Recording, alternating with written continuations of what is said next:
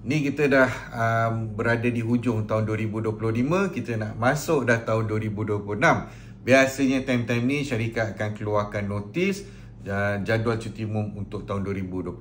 Okey, kepada korang yang kerja dekat KL ataupun Putrajaya, okey, tahun depan ni dia ada satu tarikh tu yang agak unik sikit. Sebab apa?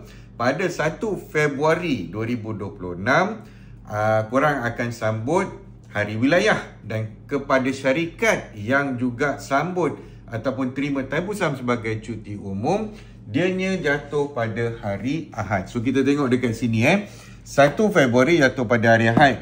You akan sambut Hari Wilayah dan juga Thaipusam. Okey, so dekat sini kan, kalau korang hari Ahad ni kebiasaannya adalah hari rehat. Sekiranya hari Ahad ni adalah hari rehat anda. So bermaksud Hari Wilayah ni kita kena ubah. So macam mana kita nak ubah? Kita ubahkan kepada hari seterusnya, iaitu hari Isnin ni jadi Hari Wilayah.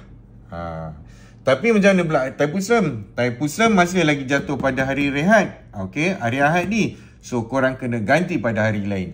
Nak ganti pada hari Isnin, dah ada Hari Wilayah. So korang akan ganti pada hari Selasa, iaitu ni jadi Thaipusam. Okey. So hari Ahad ni korang maintain sebagai hari rest day ataupun hari rehat korang.